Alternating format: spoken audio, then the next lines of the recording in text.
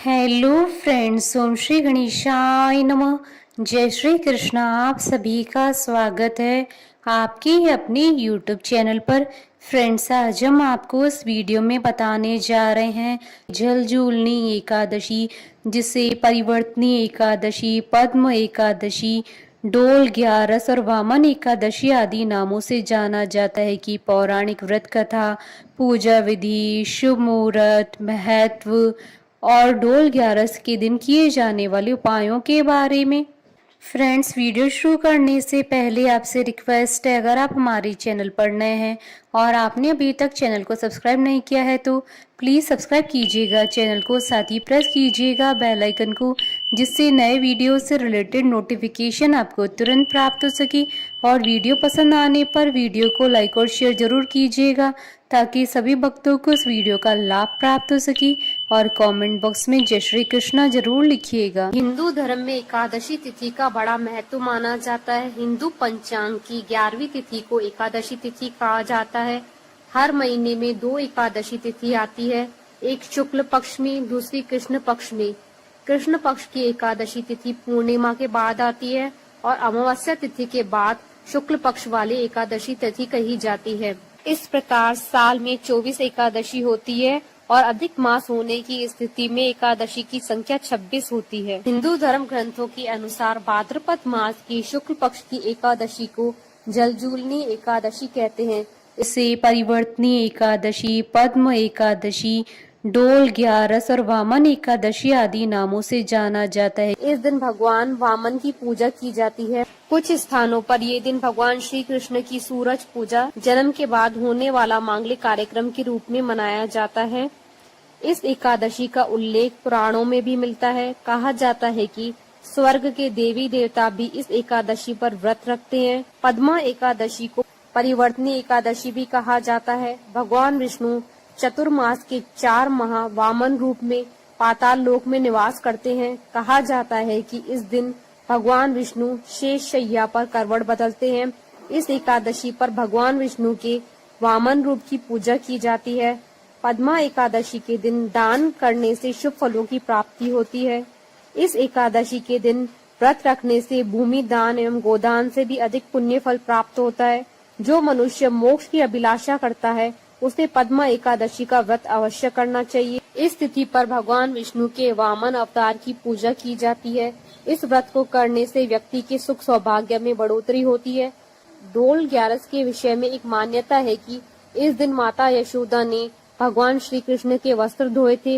इसी कारण से इस एकादशी को जलजूलनी एकादशी भी कहा जाता है। मंदिरों में इस दिन भगवान विष्णु को पालकी में बिठाकर शोभा यात्रा निकाली जाती है। भगवान विष्णु की प्रतिमा को स्नान कराया जाता है। इस अवसर पर भगवान के दर्शन करने के लिए लोग सैलाब की तरह उमड़ पड़ते हैं।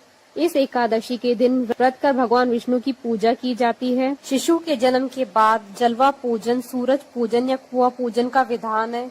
उसी के बाद अन्य संस्कारों की शुरुआत होती है। यह पर उसी का एक रूप माना जाता है। शाम के वक्त भगवान श्री कृष्ण की प्रतिमा को झांकी के रूप में मंदिर के नजदीक किसी पवित्र जल स्रोत पर ले जाया जाता है। वहां उन्हें स्नान कराते हैं, वस्त्र धोते हैं, फिर वापस आकर उनकी पूजा की जाती है। इस दिन व्रत किया जाता है। कई जगह भगवान की इस झांकी को देखने के बाद व्रत खोलने की परंपरा है। झांकी में भगवान को पालकी यानी डोल में ले जाया जाता है, इसलिए इसे डोल एकादशी भी कहते हैं। एक मान्यता यह भी है कि भगवान विष्णु इस दिन करवट बदलते हैं। इस बदलाव के कारण से परिवर्तनी एकादशी कहते हैं। देखा जाए तो ये मौसम में बदलाव का भी सूचक है। इस दिन भगवान विष्णु के वामन रूप की पूजा होती है, इसलिए इसे वामन एकादशी भी कहा जाता है। फ्रेंड्स, अब आइए जानते हैं जलजूलनी एकादशी की शुभ मुहूर्त के बारे में। हिंदू पंचांग के अनुसार साल 2023 में भाद्रपद शुक्ल एकादशी 25 और 26 सितंबर 2023 सोमवार और मंगलवार के दिन है। 25 सितंबर 2023 सोमवार के दिन स्मार्त व्रत रखा जाएगा, जिसे गृहस्थ लोग रखते हैं, और 26 सितंबर 2023 मंगलवार के दिन वैष्णव व्रत रखा जाएगा। भाद्रपद शुक्ल एकादशी तिथि प्रारंभ होगी 25 सितंबर 2023 को सुबह 7:55 पर और भाद्रपद शुक्ल एकादशी तिथि का समापन होगा 26 सितंबर 2023 को सुबह 5 बजे। स्मार्त एकादशी व्रत के पारण का समय रहेगा 26 सितंबर 2023 को दोपहर 1:25 से शाम 3:49 तक और वैष्णव एकादशी व्रत के पारण का समय रहेगा 27 सितंबर 2023 को सुबह 6:12 से सुबह 8:36 तक। इस बार जलजूलनी एकादशी के दिन दो माह दुर्लभ माह संयोग बन रहा है। इस दिन सर्वार्थ सिद्धि योग और रवि योग का शुभ माह संयोग बन रहा है। रवि योग का प्रारंभ होगा 25 सितंबर 2023 को सुबह 6:11 से सुबह 11:55 तक और उसके बाद सर्वार्थ सिद्धि योग लग जाएगा। सर्वार्थ सिद्धि योग का प्रारंभ होगा 25 सितंबर 2023 को सुबह 11:55 से अगले दिन सुबह 6:11 तक। इन दो महायोगों के बनने के कारण इस एकादशी का महत्व और अधिक बढ़ जाता है। इन योगों में किए गए किसी भी धार्मिक कार्य पूजा पाठ में विशेष सफलता प्राप्त होती है और सभी मनोकामनाएं शीघ्र ही पूर्ण होती हैं। फ्रेंड्स, अब आइए जानते हैं जलजूलनी एकादशी की पूजन विधि के बारे में। जलजूलनी एकादशी व्रत का नियम पालन दशमी तिथि की रात से ही शुरू करें एवं ब्रह्मचर्य का पालन करें। एकादशी के दिन सुबह स्नान आदि करने के बाद साफ कपड़े पहनकर भगवान वामन की प्रतिमा के सामने बैठकर व्रत का संकल्प लें। इस दिन यथासंभव उपवास करें। उपवास में अन्न ग्रहण नहीं करें। संभव हो तो एक समय फलाहारी कर सकते हैं। इसके बाद भगवान वामन की पूजा विधि विधान से करें। भगवान वामन को पंचामृत से स्नान कराएं। स्नान के बाद उनके चरणामृत को व्रती व्रत करने वाला अपने और परिवार के सभी सदस्यों के अंगों पर छिड़के और उस चरणामृत को पिए। इसके बाद भगवान को गंध पुष्प धूप दीप नैवेद्य आदि पूजन सामग्री अर्पित करें। विष्णु सहस्त्र नाम का जाप एवं भगवान वामन की कथा सुने। रात को भगवान वामन की मूर्ति के समीप ही सोएं और दूसरे दिन यानी द्वादशी के दिन वेद पाठी ब्राह्मणों को भोजन कराकर दान देकर आशीर्वाद प्राप्त करें। जो मनुष्य यत्न के साथ विधि पूर्वक इस व्रत को करते हुए रात्रि जागरण करते हैं, उनके समस्त पाप नष्ट होकर अंत में वे स्वर्गलोक को प्राप्त होते हैं। इस एकादशी की कथा के श्रवण मात्र से ही वाजपेयी यज्ञ का फल मिलता है। इस व्रत के बारे में भगवान श्री कृष्ण ने स्वयं युधिष्ठिर से कहा कि जो इस दिन कमल नयन भगवान का कमल से पूजन करते हैं वह अवश्य भगवान के समीप जाते हैं। जिसने भाद्रपद शुक्ल एकादशी को व्रत और पूजन किया उसने ब्रह्मा विष्णु सहित तीनों लोकों का पूजन किया। अतः हरिवासर अर्थात एकादशी का व्रत अवश्य करना चाहिए। फ्रेंड्स, अब आइए जानते हैं जलजूलनी एकादशी के दिन किए जाने वाले उपायों के बारे में।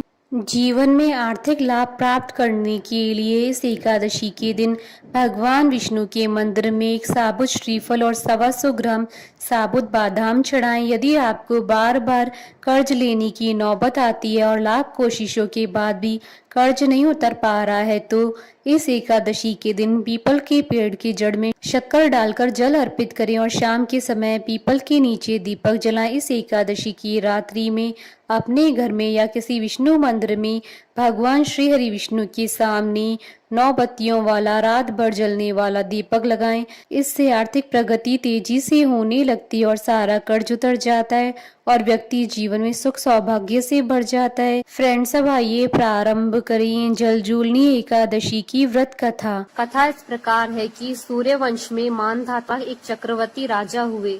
उनके राज्य में सुख संपदा की कोई कमी नहीं थी। प्रजा सुख से जीवन व्यतीत कर रही थी। परंतु एक समय उनके राज्य में 3 वर्षों तक वर्षा नहीं हुई। प्रजा दुख से व्याकुल थी। तब महाराज भगवान नारायण की शरण में जाते हैं और उनसे प्रजा के दुख दूर करने की प्रार्थना करते हैं। राजा भादो की शुक्ल पक्ष की एकादशी का व्रत करते हैं। इस व्रत के प्रभाव स्वरूप राज्य में वर्षा होने लगती है और सभी के कष्ट दूर हो जाते हैं। राज्य में पुनः खुशियों का वातावरण छा जाता है। इस उत्तम व्रत का अनुष्ठान अवश्य करना चाहिए। पद्मा एकादशी के दिन सामर्थ्य के अनुसार दान करने से शुभ फलों की प्राप्ति होती है। जलजूलनी एकादशी के दिन जो व्यक्ति व्रत करता है उसे भूमि दान करने और गोदान करने के पश्चात मिलने वाले पुण्य फलों से अधिक शुभ फलों की प्राप्ति होती है। वामन अवतार कथा। सतयुग में प्रहलाद के पौत्र दैत्यराज बलि ने स्वर्ग लोक पर अधिकार कर लिया। सभी देवता इस विपत्ति से बचने के लिए भगवान विष्णु के पास गए। तब भगवान विष्णु ने कहा कि मैं स्वयं देव माता अदिति के गर्भ से उत्पन्न होकर तुम्हें स्वर्ग का राज्य दिलाऊंगा। कुछ समय पश्चात भगवान विष्णु ने वामन अवतार लिया एक बार जब बलि महान यज्ञ कर रहा था, तब भगवान वामन बलि की यज्ञशाला में गए और राजा बलि से 3 पग धरती दान में मांगी। राजा बलि के गुरु शुक्राचार्य भगवान की लीला समझ गए और उन्होंने बलि को दान देने से मना कर दिया, लेकिन बलि ने फिर भी भगवान वामन को 3 पग धरती दान देने का संकल्प ले लिया। भगवान वामन ने विशाल रूप धारण कर एक पग से धरती, दूसरे पग से स्वर्ग लोक को नाप लिया। जब तीसरा पग रखने के लिए कोई स्थान नहीं बचा तो बलि ने भगवान वामन को अपने सिर पर पग रखने को कहा। बलि के सिर पर पग रखने से वह सुतल लोक पहुंच गया। बलि की दानवीरता देखकर भगवान ने उसे सुतल लोक का स्वामी बना दिया। इस तरह भगवान वामन ने देवताओं की सहायता कर उन्हें स्वर्ग पुनः लौटाया। बोलिए भगवान विष्णु की जय, सनातन धर्म की जय। हमारे साथ इस वीडियो में अंत तक बने रहने के लिए आपका धन्यवाद। ओम श्री गणेशाय नमः। जय श्री कृष्ण।